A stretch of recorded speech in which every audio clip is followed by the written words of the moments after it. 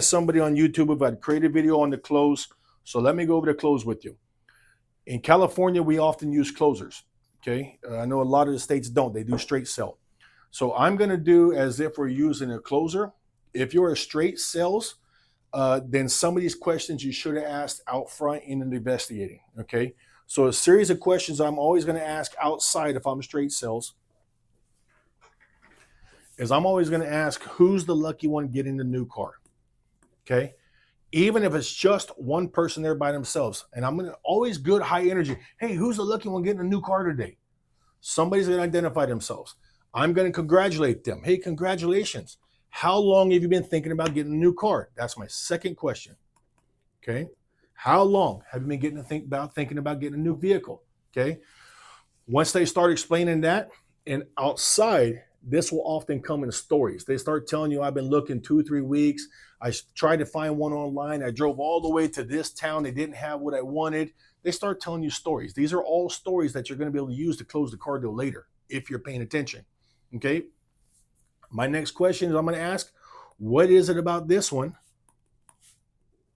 that jumped out to you? Okay. What is it about this one you like so much? So I'll say, so let me ask you this. What is it about this one? Why'd you pick out this one? What do you like so much about this car? And I get them start talking. Their walls down, their guards down.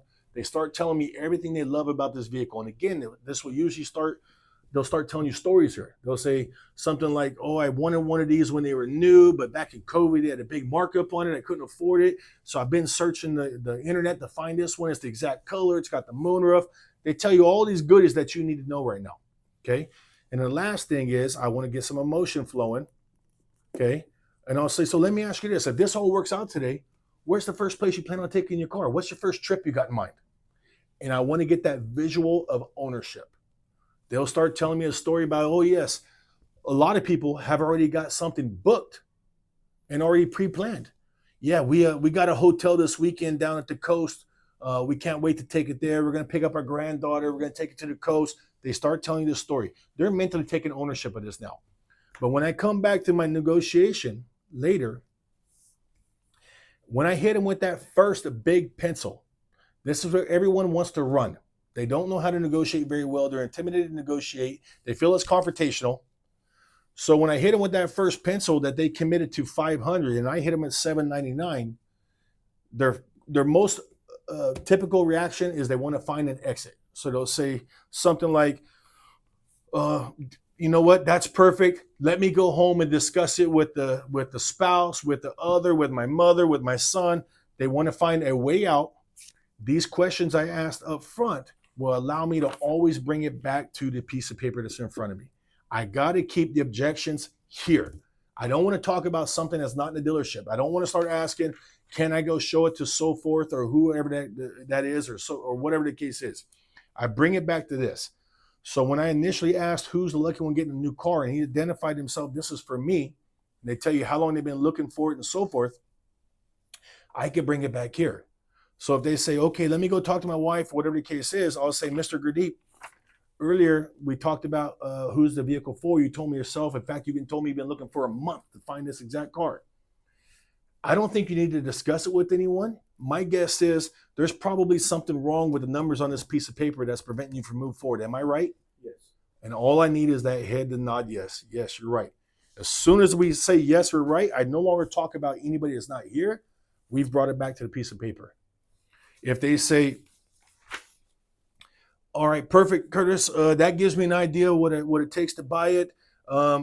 We just started this process. I need some time to think about this. I want to go home and think about it. Outside, they told me they've been shopping for 3 weeks. They told me they went to another dealership. They didn't have what they wanted, even though they told them over the phone they did. I got this information early. I could bring it back to the paper. I said, Mr. Gurdeep, we talked earlier outside. You had told me you've been shopping for 2 to 3 weeks. In fact, you tried to go buy another dealership. They didn't have it after all. I don't think you need any more time to think about this.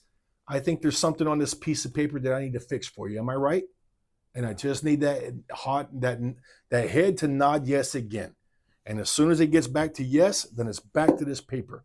But I want to keep my objections on this paper. This is what I have control of, not anything else that's not inside this room. So when I do my negotiation, again, now as a closer, this is if you're doing straight sales. You want to collect this information outside. As a closer, I want to come in and collect this information up front. I have about a 60-second window to drop these folks' guard and get this information. I got to come in with high energy. I got to come in excited, and I got to make them feel very comfortable. So I'm going to role play as a closer how I would set up my close. So when I come in, what we do is we'll send in the original commitment with the closer. We don't put any additional writing on here. I want my closer to go in and spend 3 minutes, make a friend, and confirm what's on here and ask these questions. So when I come in and sit down, I'm going to role play from here. I'm going to say, hey, Mr. Customer, how you doing? My name is Curtis Riggleman. You are? All right, thanks for coming out to our store. So who's the lucky one getting a new car today? First thing, someone raises their hand. They say, it's for me. All right, fantastic. Congratulations. How long have you been thinking about getting a new car? They start telling me the story again. Couple weeks, so forth, so forth. Okay, great. Well, I'm glad we had the right one for you. What is it about this one that jumped out to you? Again, they start telling me the story. It's got this, it's got this, it's got this. Okay, fantastic. Now, I'm going to go to work and work hard for you. If this all works out today, what's the first trip you got in mind? Where are you taking this car? They might say, oh, we don't got anything in mind. I'm going to dig further than that. They do have something in mind. Everybody puts some type of fantasy or experience when they buy a new car. They're already planning these things. So I'll help them. I'll say, you don't have anything in mind? No trips to the coast, a family reunion, you're not mini vacation, nothing? And then they'll say, well, actually, we are going to go to the coast this weekend. We're going to just take a drive out there. So, but okay, fantastic. You know, the moonroof is going to feel real nice out there. You get that cold, minty coast air, definitely nice. I want them visualizing. I want them breathing that fresh air. I want them thinking about this trip. I want these emotions at the highest peak. Then I'm going to confirm exactly what they committed to. I'm not going to suggest it's higher or anything at this point because I don't want them to back out of my commitment. If I try to start negotiating prior to confirming that they're committed to this now, a lot of times they'll back out again because they want to save themselves the embarrassment. Most natural human reaction is self-preservation. So if I feel that embarrassment's coming up, I'm going to save myself from that embarrassment. So I'm not going to tell them right now, hey, your payment should be $800 a month because they'll back out of the commitment that's in front of me. I'm going to confirm what's in front of me, then I'll plant my seeds. So I'll say, okay, Mr. Gadeep, so if I'm reading this right, it looks like we got $3,500 down now, $500 in a couple weeks. And if we can stay somewhere in that neighborhood of $500, you guys are ready to move forward now? They say, yes. I'll say, perfect. I appreciate the opportunity. Let me go to work for you. And then now I'll plant my seed again of doubt and hope. Mr. Gadeep, in my opinion, I think we might be as much as about $100 close to making this thing happen. I may need a little bit of help in the payment, but I'm going to do my best to get as close as I can for you. Is that fair enough? Fair. And I walk out the door. Now I know that conversation is regarding how much of that 100 they're willing to close right now. Now, what I like to do, now I'm getting my first pencil from the desk. It's going to look something like this. Okay, $5,000 down. I always like to give options. Okay, option closes are much easier than non-option closes. So let's just say this is $745, and that's with extended warranty, lifetime oil, and gap. This is pretty common in most dealerships. Or 72 months, and let's say it is $699 as is. If I don't give options and I just sit down and say, hey, Mr. Customer, your payment is $745, does that work for you? Then that implies and that starts a counter at $745, and we start negotiating from there. When I deliver option pencils and I give options, then I could frame it as you got a couple good options based on your good credit. Which one works better for you? And now my counter is simply one or the other. It gives me a lot better place to start. So when I come in, again, their energy is not going to outmatch your energy. You set the tone inside that booth. So when I come in, if I'm scared of this, they're going to feel that vibe. So I have to come in high energy, excited, and I'm going to get their emotions up right away. So when I come in and sit down, it's going to go something like this. I'm going to go, Mr. Gadeep, take a look at this. We are right on top of a deal. We're so much closer than I thought we were going to be. Take a look at this. With your good credit, you actually got a couple options here. They're asking for $5,000 down. I thought they were going to want the full 20%. They didn't. So only with $5,000 down, 72 months, $745 gives you a 100,000 mile bumper to bumper warranty. It gives you lifetime oil changes and gap insurance on the vehicle, or just $699 and you can take it as is.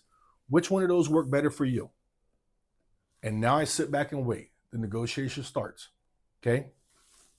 Again, they're going to want to run because this is uncomfortable for most customers. Okay. So he might say, Curtis, that looks really good. I just need a little bit of time to think on it.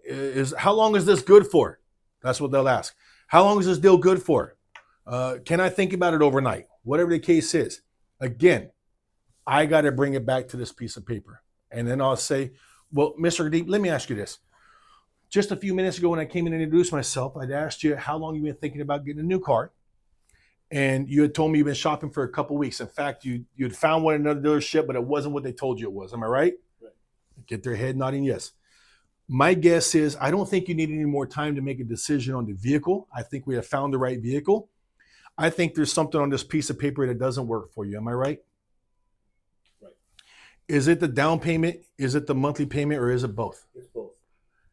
As long as they say it's on this piece of paper, I can continue negotiating this piece of paper. So that's all I want right now is get off this. I need to think about it. How much time you don't address that. It's not real. Bring it back to this. Okay. So is so it's both the down payment and the monthly payment. Correct. Let me ask you this. They're asking for 5. I know we're at 4. Can you get any closer to that 5,000? I can't, Curtis. I'm pegged out. I got to wait 2 weeks for the other 500. So 4,000 is the total. 4,000. Okay. So I'm going to tell my boss 4,000 is the max we got.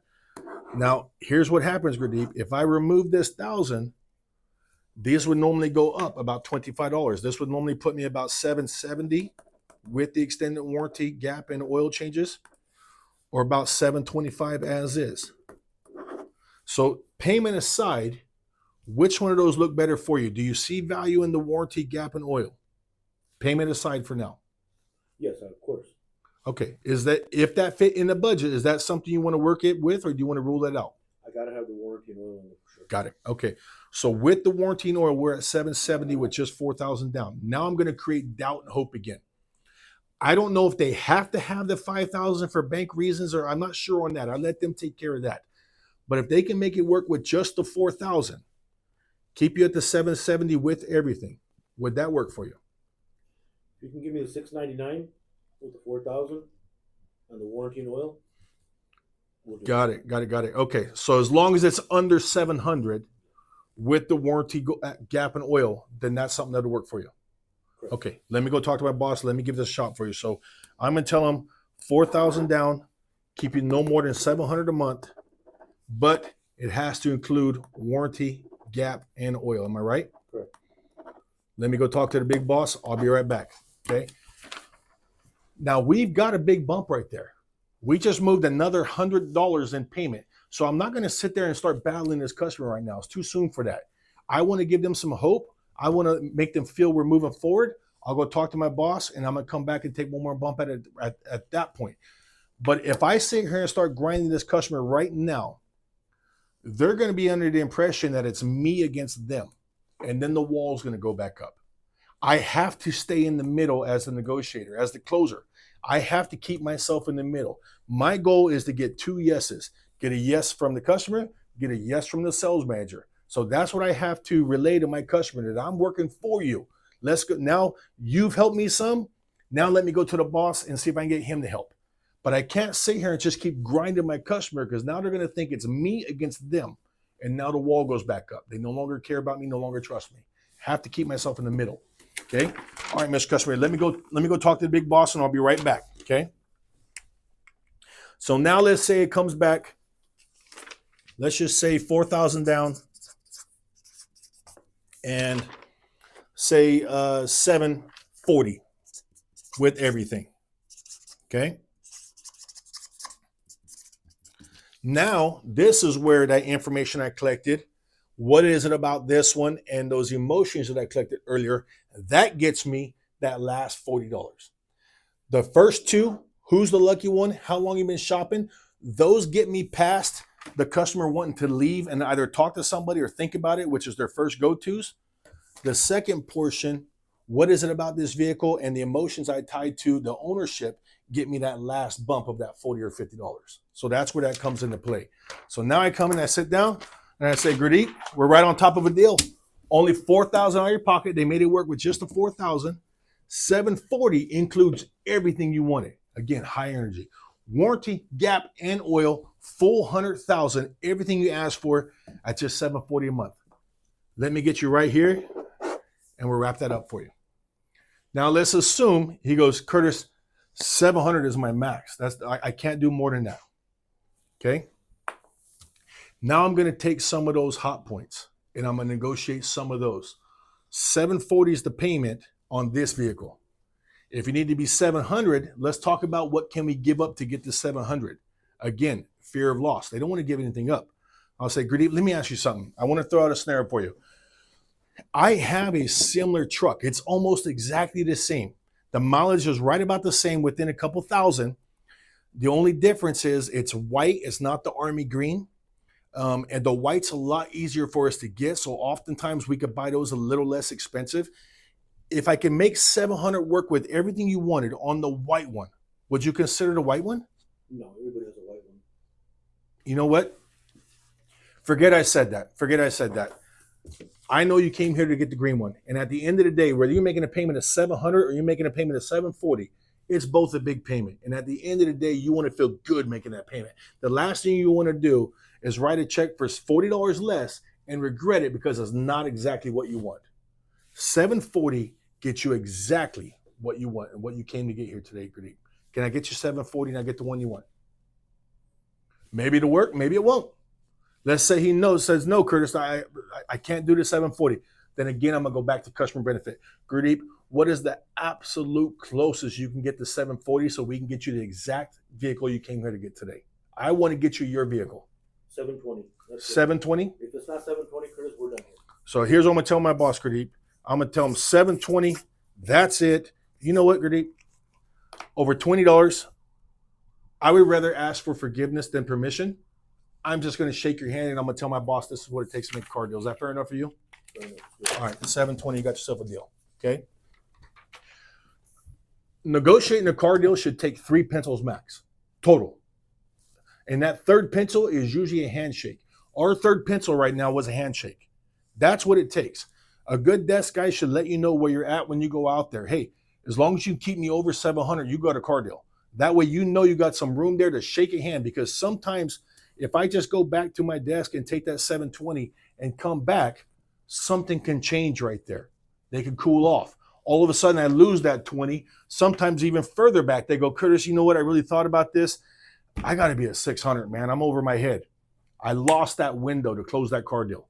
So I need to know what flexibility I got right there. So my third pencil is a fucking handshake. You know what? I'd rather ask for forgiveness than permission. Sometimes that's just easier. Over $20, I'm going to shake your hand right now and make a car deal. You got yourself a deal at 720. I'm going to shake the hand and move on. These setups are what allow me to do that. If I don't know how long they've been shopping and I don't know exactly who long it's for, how do I overcome? I need to go think about it, or I need to talk to somebody. If I don't know what the hot buttons are, how do I add value and hold more gross? Instead of going, hey, would you split it with me? Or ask them to cough up something they really like Starbucks. Like everybody goes to that fucking close that hasn't worked in the history of time. If you stop drinking Starbucks, you can afford this car. Nobody does that. What's the value in this? Okay. If I needed to get one more bump, I'd say, Gurdeep, I want you to imagine this. You're at the coast this weekend. You got your granddaughter in the car. You guys got the moonroof back. That nice cool air is flowing in the car. It's a little bit chilly. You have to cover up because that cold air feels so good, but it's a little bit cold. Do you think you're going to think about that $20? Or are you going to think about the happiness you're having with your family at the coast this weekend? Don't let $20 stop that weekend from happening. Let me get you right there. Then I would use that emotion. But to close this thing with gross, I got to have something to tie to. That's why I go in and start my setup early. All right. Guys, I hope this helps you.